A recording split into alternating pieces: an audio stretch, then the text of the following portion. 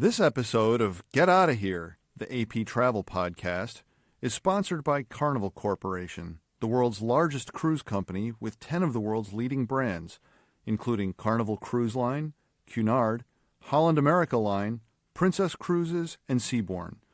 To learn about the world's leading cruise lines from Carnival Corporation and great vacation options, contact your travel professional or visit worldsleadingcruiselines.com.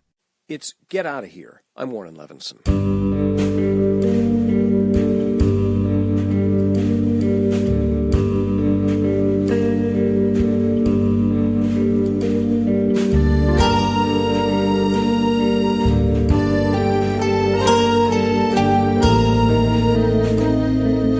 The calamitous fire that burned and melted the massive roof of Notre Dame, crashed its spire, and threatened the existence of the 800-year-old landmark cathedral itself, has altered the face of Paris tourism this summer and for the foreseeable future. 14 million people visited Notre Dame last year, even as the cathedral was undergoing the renovations that apparently led to the fire.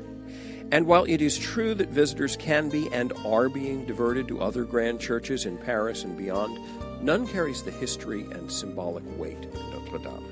Plus, it's at the center of the island from which Paris grew, and even if Notre Dame were damaged even more than it is, there would be no keeping all those crowds away, even if residents and officials wanted to, which they don't.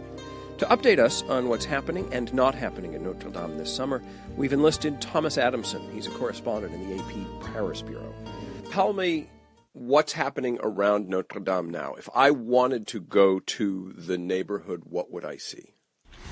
Well, Notre Dame is located on one of the two islands in the center of Paris. So Paris in ancient times was essentially based on the Ile de la Cité, and that has always been used as a kind of sacred location, and that's where Notre Dame was built. So what has happened since the cathedral fire, which was on the 15th of April, is that kind of on the southwest, all the bridges on that side are kind of closed. So you can actually see Notre Dame, but you can only see it from the south bank, which is called the Rive Gauche, from quite a distance. You can go round the east side. There's a bridge that's open there that can take you fairly near the burnt-out back of the cathedral. But again, there are barriers all around the cathedral, as you'd imagine. You can also get to the closest part of the cathedral at the north side, but again, the barriers stop you really getting close. But you can, if you approach the island, actually get quite close to actually see the damage. Basically, just to recap on what exactly is happening to the tourists, I've been there, I've spoken with tourists, and they are, as I say, observing from, the left bank of Paris to see what's going on. And in terms of, tourist groups, there are still tourist groups going around and actually doing walking tours around the barriers of Notre Dame. And the tourist guides I've spoken to say that they are, instead of visiting Notre Dame, still taking their tourist groups around the Ile de la Cité and actually using it as a kind of walking tour that then leads them on towards the Louvre, which is maybe about a 15-minute walk from the Ile de la Cité. How does this affect other things on the Ile de la Cité? Well, as you can imagine, the Ile de la Cité is Notre Dame Island. There has been a huge impact, obviously, on the boutiques and the tourism shops that are located around the cathedral.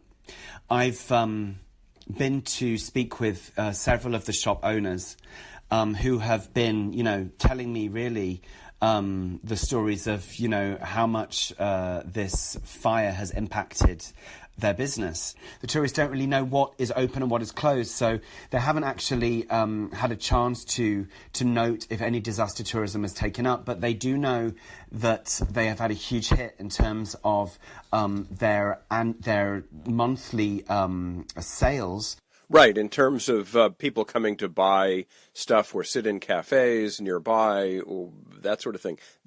Presumably they're not coming in very great numbers. I went there and there was still some tourists or some activity in the cafes and tourist shops around Notre Dame, but this, you've got to bear in mind, is the peak season. It's just after Easter. It's a big religious holiday has just passed. It's the beginning of summer in Paris. So this really should be the peak of the annual season. And it was very, very, very sketchy. There were very, very few people there. A local business owner that I spoke to, the tourist shop was called Au Jongleur de Notre Dame. They told me that this month, 70% drop in commerce. Last month was a 55% drop in commerce in April. The government has promised them indemnities, but they were all unanimous. They were saying that they have not received a penny from the government in terms of indemnities and compensation. And in the coming days, the shop owners say they are actually having a meeting to try and find out if they can get money that has been promised to them. All the shop owners around there are obviously quite despondent about what's happening. And one shop owner, Michel Mathieu, of a tourist shop called Outta, he's been there since 1975, by the way.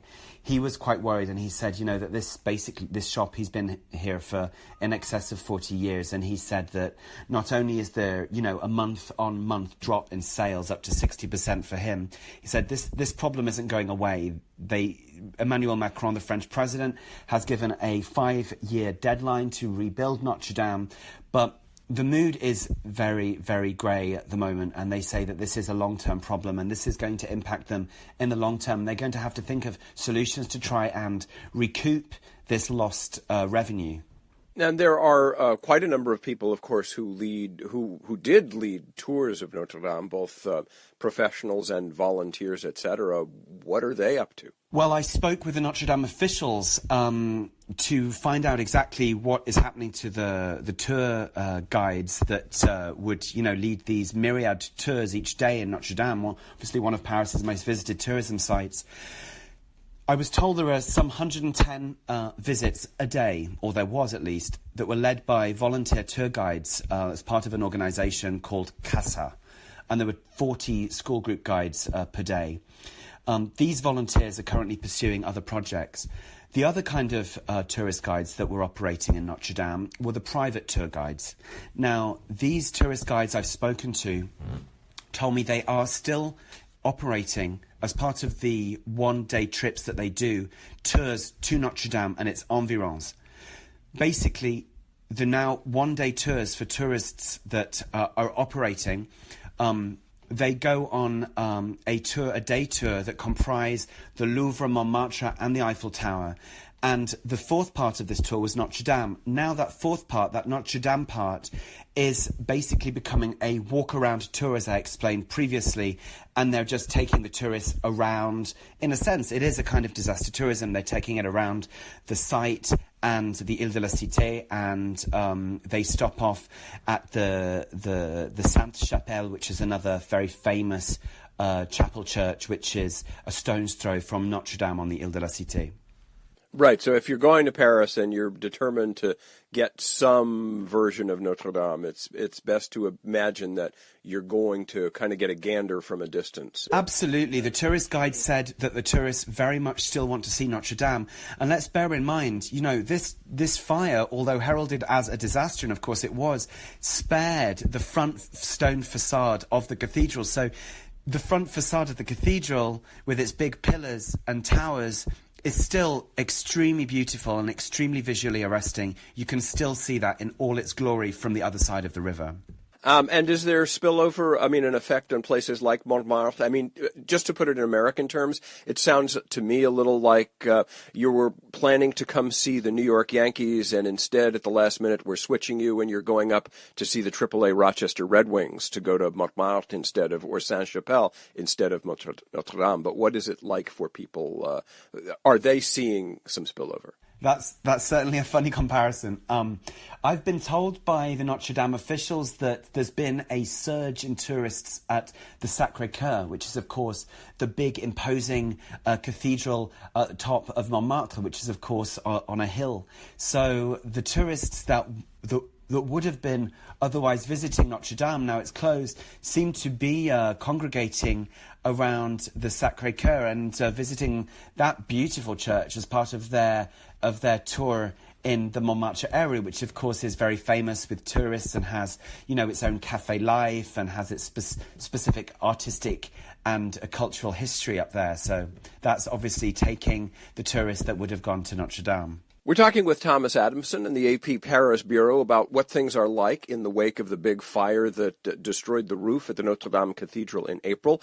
We'll have more, and we'll talk about some of the restoration work that's just barely beginning after we take a break. This is Get Outta Here, the AP Travel Podcast. Download the AP News app for the latest in news, sports, travel, entertainment, and more. Available now for iPhone and iPad. It's Get Outta Here, the AP Travel Podcast. I'm Warren Levinson, and we're talking with Thomas Adamson in the Paris Bureau. So, Thomas, in the wake of the Notre Dame fire, there were a lot of very high-profile pledges from big companies, from wealthy individuals, that we will contribute whatever money it takes to rebuild or to repair this cathedral. Where does all that stand? There were huge pledges by some of France's most famous and richest businessmen, Bernard Arnault, François Pinault, the Bettencourt family, which of course own L'Oréal. Basically, Notre Dame was promised in excess of 1 billion euros in a couple of days, really. I found out that not a cent really has been given by any of these billionaires or rich families to this date.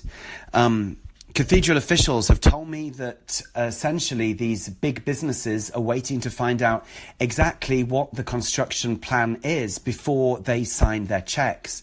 The cathedral officials said this is very much their right. They want to know if it's, a pledge of $100 billion or $200 billion. They have a right to know where that money is going. So as of yet, the plans are still quite sketchy as to what they're going to do with the spire, how it's going to be reconstructed, what exactly they're going to do in terms of the rebuilding of the roof. So until that, these rich donations have not come in. In its place, I found out that a organisation that was founded in 2017 called the Friends of Notre Dame Foundation is picking up the tab. The Notre Dame Foundation is mainly made up of rich Americans on its board, and the Friends of Notre Dame gets around 90% of its donations from Americans, from volunteer and benevolent Americans. Now, currently, the Friends of Notre Dame is actually footing the bill to pay the wages of all the workmen and employees that are currently working at Notre Dame. So it may seem strange, but these big donations that were pledged and splashed on the front pages of newspapers all over the world in April have not actually come in. Huh. Well, give us a sense of what kind of work is going on now inside the cathedral. You write about a remote-controlled robot that's scooping up bits of lead. Well, there are lots of different things going on in Notre Dame, as I've discovered. One of the most, I'd say, interesting or at least curious things, as you mentioned, is this robot, which might be called the robot detective. So basically, as it stands inside Notre Dame, I've not been allowed in, but I've seen photos from the Notre Dame officials. In the middle of the piles of rubble and debris in the centre of the burnt-out Notre Dame, at the top there are two nets which catch any falling debris that still hasn't fallen from the roof. And on the bottom is a roving robot, which might look like something that, the American government has sent to Mars. It's like a probing robot detective that's kind of rolling over all the rubble and piece by piece, debris by debris, just picking up all the fallen roof and transporting it to a safe location that's kind of protected from the weather at the side of the cathedral. Now, this robot's function really is to get the debris into a safe place so that it can be then passed on to the police to essentially be used as evidence in part of the police inquiry.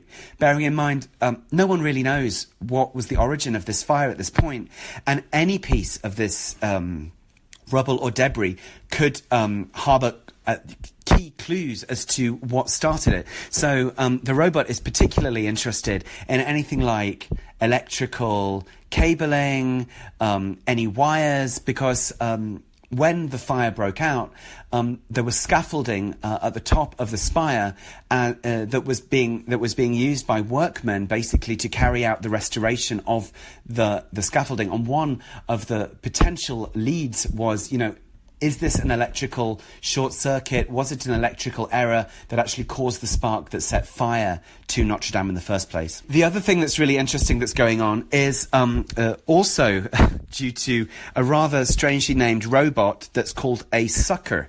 Now, a sucker, as the Notre Dame officials explained to me, is a kind of vacuum cleaner machine that's being manned by 2 people every day on the forecourt of Notre Dame. When the fire broke out, about 300 tons of lead was burnt by the flames that composed its roof, and the lead basically either was molten or went up into the air as the flames consumed the cathedral. But lead, being so heavy, kind of fell down to the ground and is now basically collected all around the Ile de la Cité as lead dust. This special machine is being manned by these 2 workers to suck up this rather toxic lead dust all around the forecourt. So it cannot really be open to the public until all this dangerous lead has been removed. Now, this in recent days, the Paris Regional Health Agency has issued some sort of warning about lead pollution after a child was tested as having too much lead in his blood. The agency said it had taken samples of the air and thankfully concluded that there is no risk in the air.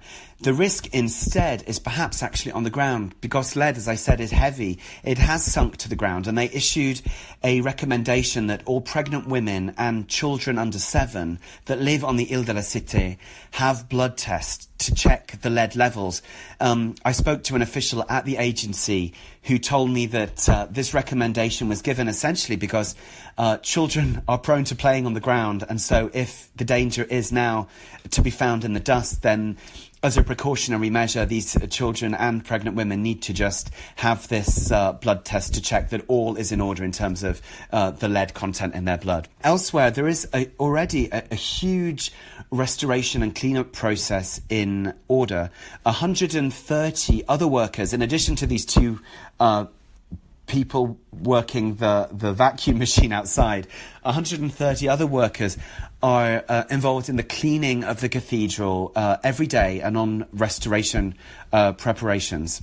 That's a lot of work. So the bottom line on visiting this summer is if you're planning to see Notre Dame, it's best seen from a distance. Exactly. I spoke to another official who actually had an optimistic piece of news that for tourists that do want to see Notre Dame, it may be opened, the forecourt at least, in the next few weeks. So as I explained, the lead dust needs to be cleaned up, but as soon as that's done, and that's expected to be completed in the coming weeks, a part of the forecourt will be opened to tourists who will, for the first time since April, have access to that front courtyard where you'll be able to, of course, to see these majestic towers.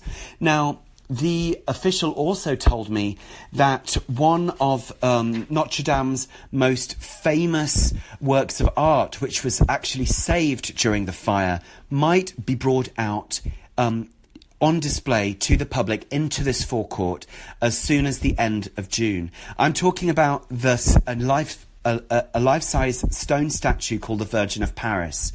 It is nearly 2 meters tall, and it's a 14th century statue of Mary and Jesus that is attached to one of the pillars inside that cathedral officials told me Notre Dame was named after. So it's an extremely significant and symbolic statue that could be visible and brought out to the general public in the coming weeks. So that's a small glimmer of hope for people hoping to see Notre Dame again. Right. You got to give people some kind of reason for knowing that work is proceeding or something is proceeding to bring this back to its its former glory. Just to add, I also got some updates in terms of where we're at with the construction, which was very interesting.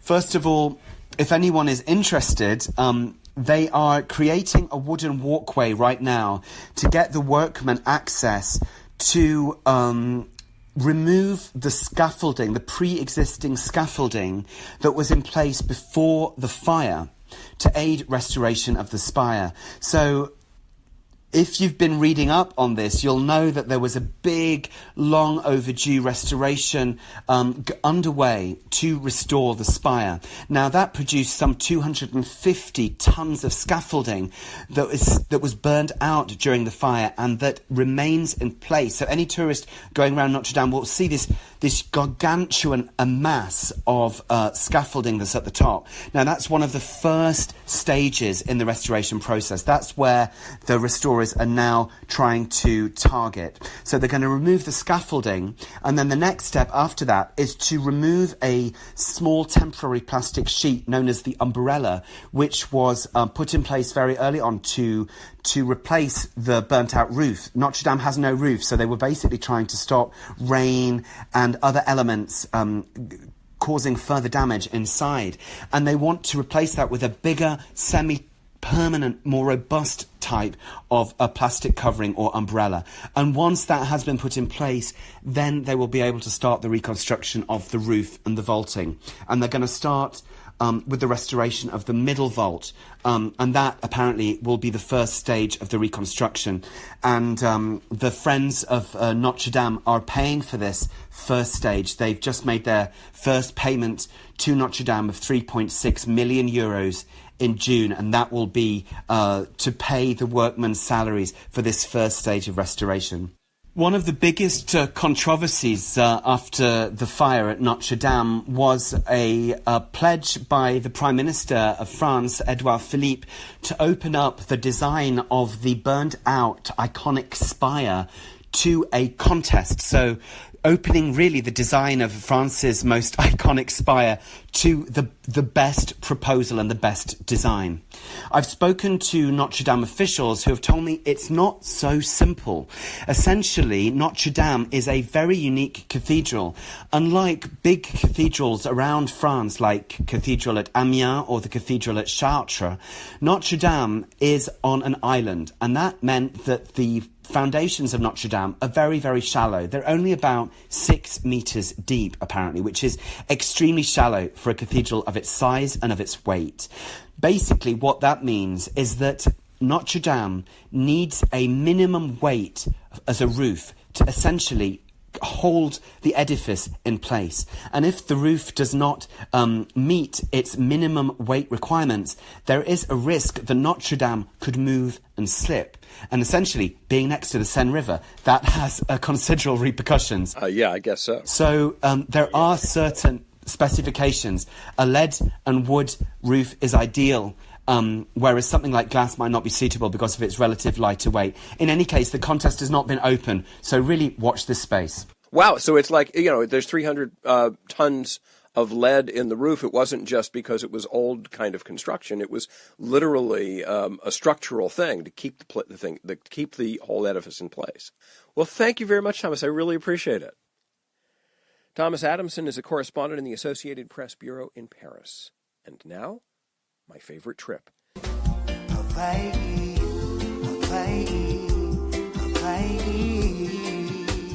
John Marshall does a lot of traveling, but as an Associated Press college basketball writer, much of that time is spent inside hot gyms.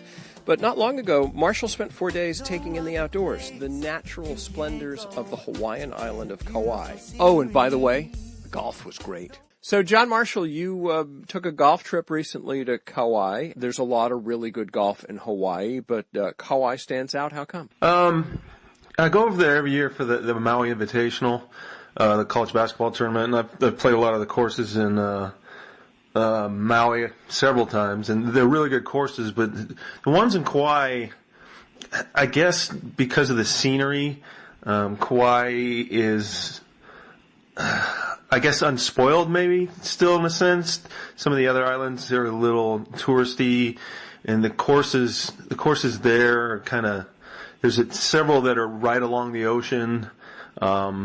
Couple courses have holes where you can hit over the water, like you've got crashing waves below you, and the big mountains are always in the backdrop, and they get quite a bit of rain there, so the courses are all in really good shape. I think there's 9 courses there, so there's a decent variety. You can go all the way from the north side, and then come a couple hours to the south side down to Poipu Bay. And there's just a diverse amount of courses, and they're all, like I said, in really good shape, and the views are spectacular. Do you have a favorite among the 9? I don't know. I think that would be a toss-up. Princeville Mackay up on the North Shore is unbelievable. It's set on part of it's set on some cliffs above the Pacific Ocean, and you got a couple holes that are like you're hitting over the ocean, and the views are unbelievable. And Poipu Bay was really good too. That's on the south side. They get a little less rain, and that's where Tiger Woods played. And there was the Grand Slam of golf, where the major winners would play every year, and I think he won there like 6 or 7 times. And it's a really cool course that you come down, I think it's 15 or 16, and you end up on this huge cliff, and the hole drops down and follows the cliff along the Pacific Ocean. And then the Hakalua Ocean course was right up there too. That's a very high-end course.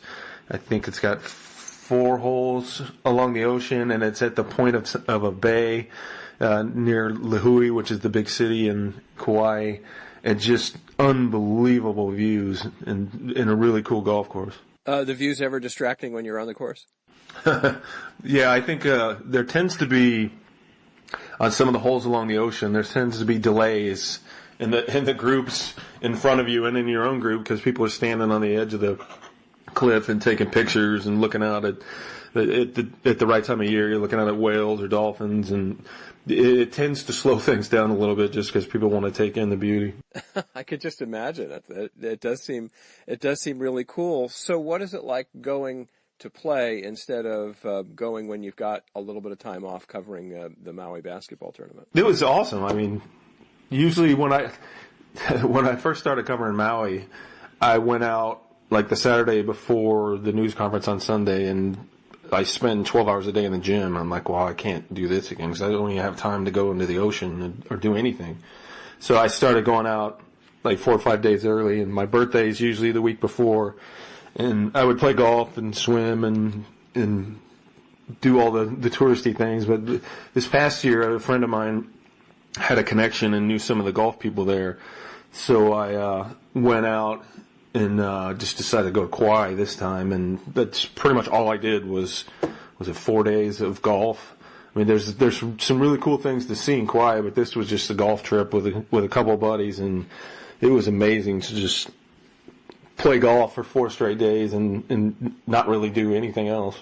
And not particularly crowded, or do you really know? Well, that's one of the great things about Kauai is that it's like on the the northwest edge of the islands, and it's a small island comparatively speaking, and it's kind of isolated, is I guess what I'm trying to say. So, not as many people go out there. You go to like Waikiki Beach, or if you go to even Maui's getting pretty touristy and pretty densely populated with tourists when you get to the like the tourist towns.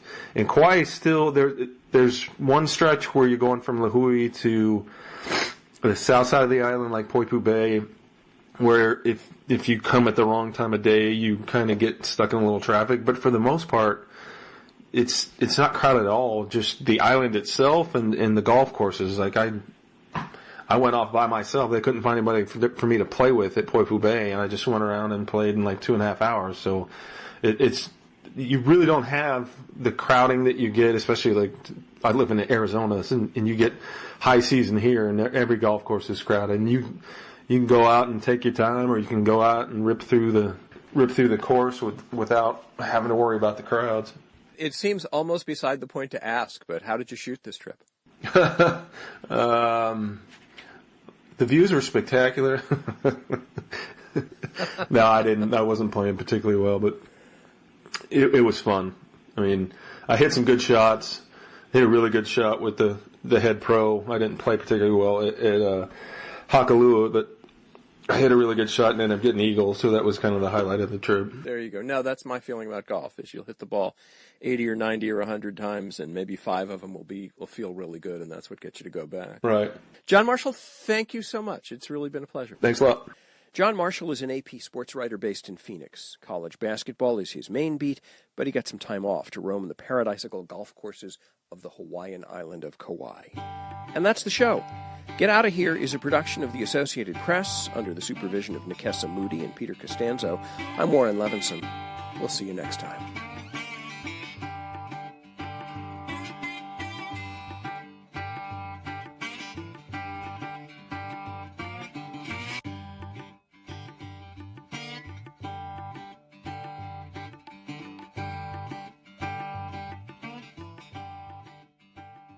This episode of Get Outta Here, the AP Travel Podcast, was sponsored by Carnival Corporation, the world's largest cruise company with 10 of the world's leading brands, including Carnival Cruise Line, Cunard, Holland America Line, Princess Cruises, and Seabourn.